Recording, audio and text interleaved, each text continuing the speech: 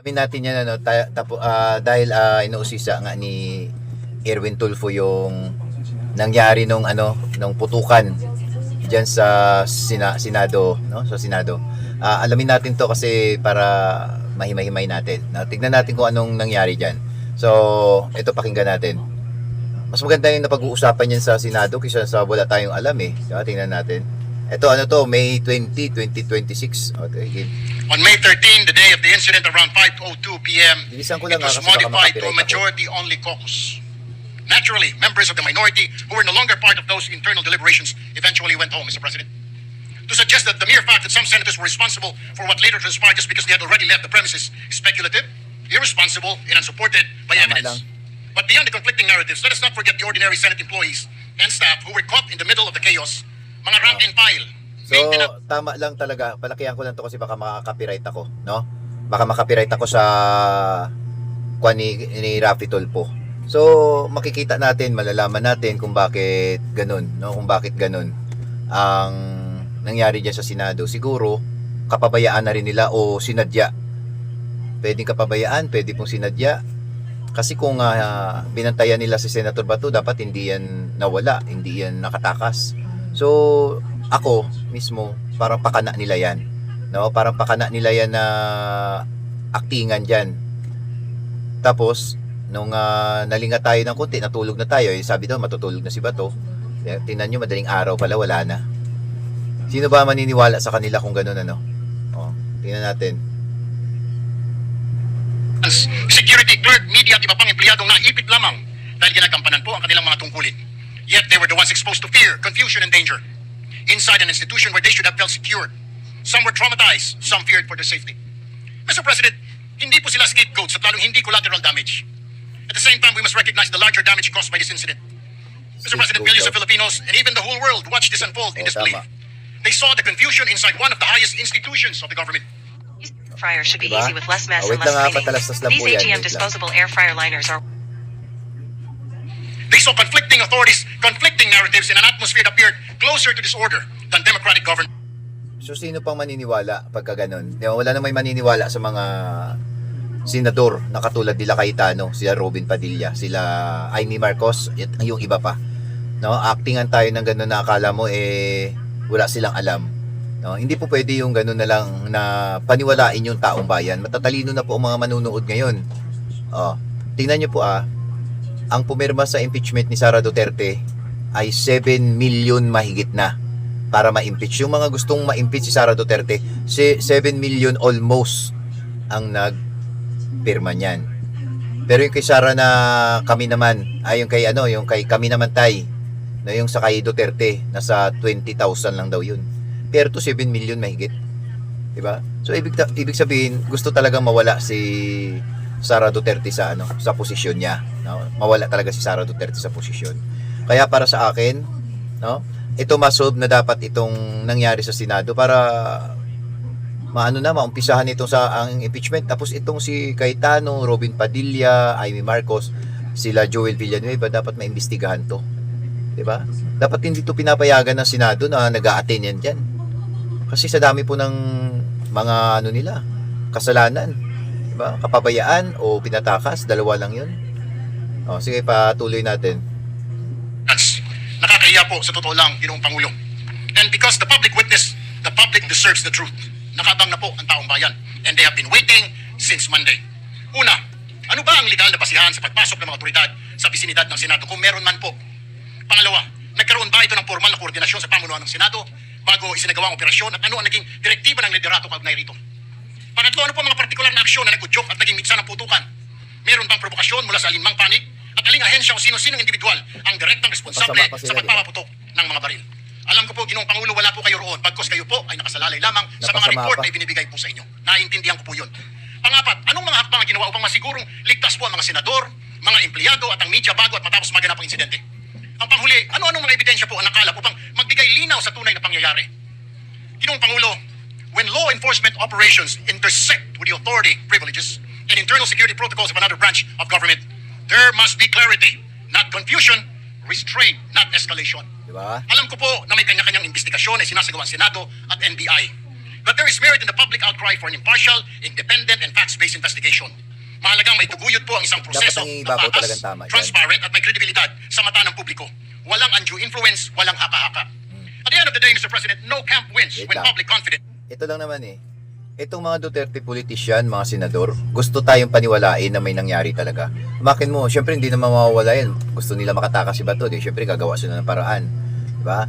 Gagawa sila ng paraan na mag-acting-actingan dyan para kunyari may nangyari. Dahil ang buong akala nila, pwede pa nila ulit lukuhin ng taong bayan. Pero this time, matatalino ng taong bayan. Hindi na po pwedeng ganun. No? Sa lahat ng mga uri ng mga panluloko na ginawa nila, ito yung pinaka obvious, no? Halatang halata talaga. Makin mo wala naman silang kalaban nagpaputok. 'Di ba? So wala din naman rebelde ang kalaban nila dahil NBI naman 'yun. Ang balak lang naman ng NBI itong GSIS po ay pinasarado lang naman ang pintuan kaya nagtawag sila ng NBI for safety purposes. 'Di ba? Pero itong USAA ay talagang nag-udyok ng paputok. Nauna silang magpaputok no parang warning shot. So bawal na pala ang warning shot, di ba? So nung nag-warning shot sila, lumaban din, nagpaputok din daw ang NBI. So akala nila away na, so putukan na. Pero katotohanan po diyan, dapat hindi nila muna pinaputukan ng una. O di kaya alamin nila bakit sinasarado ang pintuan dyan sa GSIS? Kasi nga baka tumakas si Bato. Tingnan nyo po sa kagagawa nila ni Robin Padilla. Tignan mo, bakit hindi sila makaka-stay sa isang lugar dyan sa Senado? Bakit palipat-lipat? Ang katanungan dyan, bakit palipat-lipat? May makikita sa elevator, kung saan-saan. Tapos sasabihin nila, safety na, matutulog na. Tapos kinabukasan na wala. O, di ba? Grabe yung utak ng mga senador. Ginagawa tayong tanga. Hindi na uso yun. Matatalino na po ngayon ang mga taong bayan. Di ba? in institution is weakened. The Senate is not a venue for armed confrontation, Mr. President, or competing display of forces or political theater. It is a constitutional institution governed by law, Ginagawa order, nilang and respect for due theater. process. Hindi po drama, aksyon o comedy ang hanap ng taong bayan. They are asking for truth, accountability, and stability. And that is precisely what this institution owes them, Mr. President. Maraming salamat po, Ginoong Pangulo. In consultation, nilang Ms. Minute, in theater. consultation with the majority leader, I will not rule that manifestation out Akala of ko ba order papalitan because na to si actually Cayetano? it is a privileged speech or it is actually a topic for personal or collective privilege. But since it's a matter of grave importance, Senator Tulfo, I share with you the sentiment of its grave importance. Myself, I'm taking prudence and waiting for all the investigations. There are resolutions filed. It will be Ba't referred hindi to the pa proper papalitan committee. talaga itong mga But of the highest order, in accordance with our rules and constitution, is always the election of our officers' organization. So unless anyone has a higher Mahiya ka naman, higher oy. motion now, because actually members of the majority have also asked to speak on that matter. And we will allow everyone to speak on that matter, but we will proceed first with the election Huwag kayong of our magsisinungaling, ha? committees. Majority Leader. Katapatan nyo, Sir, dapat you're malaman committed, ng tao. Senator Raffy Tulfo. Yes, Senator Tulfo, I apologize. Thank you very much for the, adhering to the ruling of the chair. We will now recognize you. Afterwards, Senator Risa is raising her hand. Yun.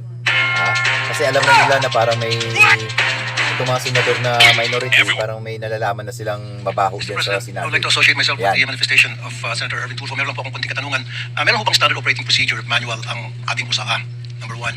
Number two, pagdating po sa pag-handle ng firearms, are these the members of the USAA, are they trained? And then number Yeah. three, ano-ano po bang qualifications dito mga members ng USAA natin? Ala. Who are they? What are their qualifications to be chosen as members of the USAA? Yun lang po, Mr. President. Yes. So, note your questions are noted, and depends on what committee we refer to. We will consult with the minority. We'll take a recess, a short suspension when we read the committee report, because unless we agree to convert in the committee of a whole, so that the certain people can testify here, the other option is to give it Ito, to wait lang. a standing Ah. committee. Ang kakaiba rito, ikaw yung Senate leader, ikaw yung iniimbestigahan. Di ba? Yan yung kakaiba dito na imbis na pinag-uusapan dito impeachment na, ikaw yung topic, ikaw yung Senate President, ikaw yung topic kung paano nakakatakas si Senator Bato, di ba? Kung matalino po tayo, malalaman natin kung ano pong nangyayari dyan sa Senado. Kasi, makin mo, ikaw yung SP President dyan. Sa'yo pa nanggagaling talaga yung investigasyon o ikaw yung iniimbestigahan, di ba? Napaka matindi yung mga nangyayaring ganito. Parang hindi ka sure kung sila ba ay nagsasabi ng totoo. Pagka sila na imbestigahan, sasagot pa sila ng tama. So, wala. Kailangan palitan to. baliktad. Sila yung nasa upuan, sila yung iniimbestigahan. Dapat sila yung iniimbestigahan dyan at hindi sila nakaupo dyan sa harapan. Di ba? Ganun na po ang sistema ngayon, yung may mga mali, doon pa yung nakaupo. Ay, nako. So let's decide that in a while. And then lastly, Mr. President, meron bang training ang members ng usaha kung paano mag-handle ng isang problema, isang situation, and do they understand the meaning of rules of engagement? Yun lang po, Mr. President. Yes. Thank you for those questions, Senator Tulfo. Senator Risa, do you want to take the floor? Salamat po, Mr. President. Mr. President, I rise on a matter of personal and collective privilege. Mr. President, halos isang linggo na matapos ang habulan at barilan dito sa Senado. Sa loob-loob ko, hindi ako mapanatag na simula nung Lunes, ang ipinapakita natin ay para bang walang nangyari. Na para bang hindi nabastos ang ating institusyon, Tama. ang ating mga empleyado, at ang mga Pilipino. Hindi maliit na bagay ang nangyari dito. Tama yan. At lalong hindi dapat inaasa sa mga Facebook Live, press conferences at media interviews ang pagtatahi-tahi ng mga pangyayari. Ganito na ba talaga kababa ang inabot ng ating politika sa Pilipinas? Ito na ba tayo, Sila Mr. may President? gawa niyan Tuluyan na bang nilihis ng politika ang ating mga pamantayan sa pakikipagkapwa? Di ba? The situation stooped so Hindi low naramdam yan. that here, in and around these same august halls, may pwedeng magkasa ng baril sa harap ng mga sibilyan. Dear colleagues, Hindi nila kahit ramdam kailan, yan. Hindi nila Hindi yan ramdam. nangyari sa Pilipinas. Kahit panahon ng kudeta, not even during the darkest days of martial law, did gunfire erupt within our halls. So, whether we stand in the minority or in the majority, the Senate, as an institution, has sustained a profound injury to its dignity, credibility, and moral authority before the Filipino people. And this frustrates me every day since Wednesday, including in the context of initial findings from the investigation conducted by the Department of Justice, the Department of the Interior and Local Government, and the Grabe na. Philippine National So Police, nakakaano beginning yan? to reveal Nakakabastos various sa points. institusyon ng Senado. Patuloy pa rin ang investigasyon, Mr. President, at dapat lang. But still, this needs to be said. Kapag may nagpaputok ng baril, Tama yung sabi ni Senator Tolpo, hindi pwedeng kalimutan.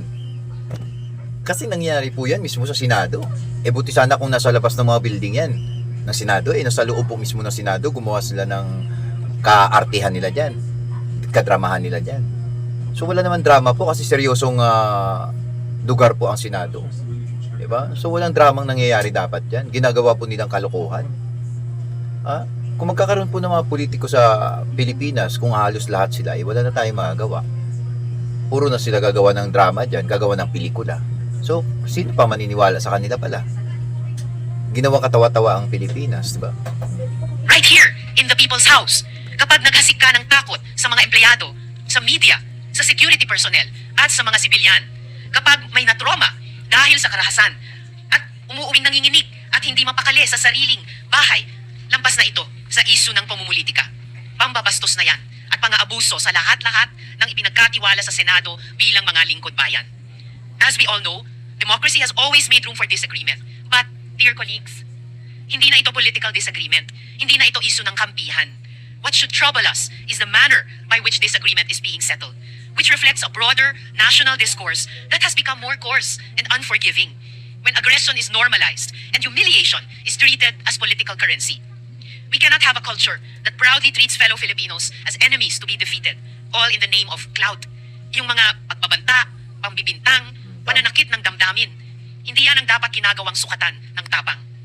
Kahit magkakatunggali sa politika, hindi tayo dapat ganyan sa isa't isa, lalo na dito sa Senado.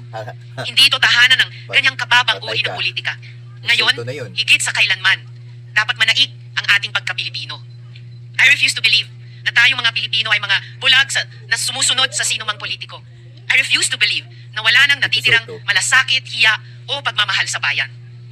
Kasi ang mga krisis, ang mga sakuna, hindi yan nagtatanong kung sinong kakampi mo sa politika. Lahat tayo tinatamaan at lahat tayo may responsibilidad. Tama. Galing talaga ni At Risa. tayo mismo, dito sa Senado, kaya nating magkasundo. In fact, all of the laws I myself have championed Wait lang. could not have passed. Paano naman kayo magkakasundo-sundo? May mga ang isang grupo ay may agenda. So paano sila po magkakasundo sa mga bagay na dapat iisa lang?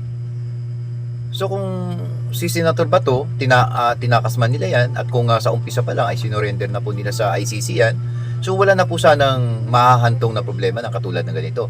Kasalanan po ng mga majority yan ngayon.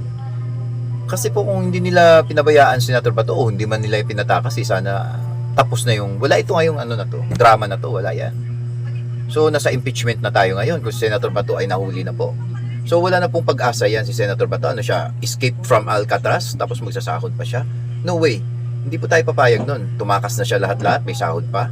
Ginawa niya na ng isang beses, may pangalawa pa. Tumakas na ng tuluyan. Tapos baka maghangad pa ng sahod. Ano to? Lokohan. Diba? So, mga ganitong tao, masasabi na natin itong mga loko-loko na talaga. Ay, ako, ewan. Patapusin na lang natin. without the support of those from across the political aisle. And I refuse to believe that this institution that has crafted laws for the most marginalized, that has conducted crucial investigations, that have moved the needle at various political junctures, is beyond repair or redemption. Let us remember, Mr. President, that we have a bicameral legislature with a Senate elected at large, precisely to have a body that can rise above parochial concerns and craft a vision for the entire nation.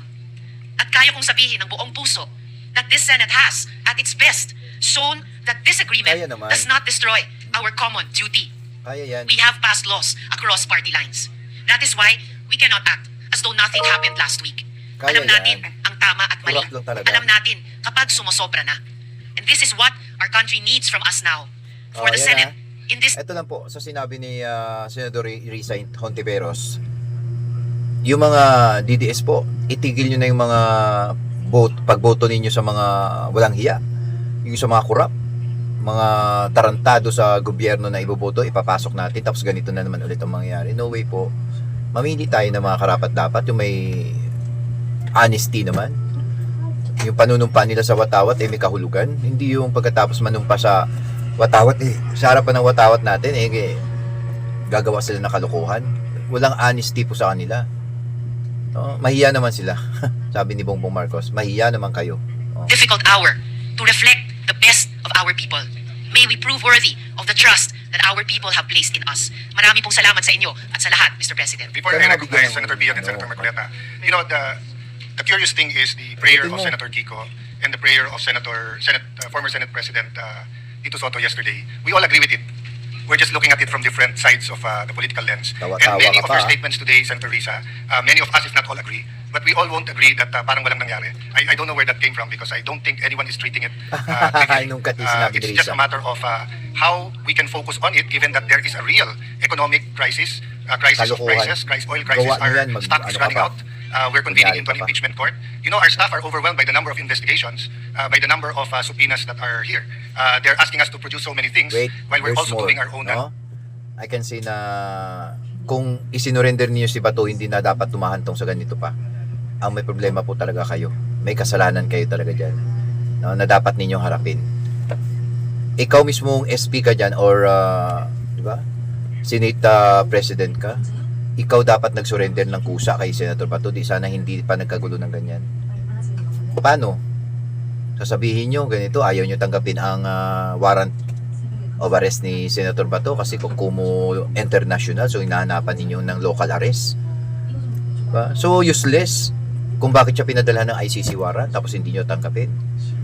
Kaso ano lang kayo talaga, ayaw nyo lang talaga ipahuli si Bato, no? Kasi sasabihin nyo na naman parang hindi kayo makabayan.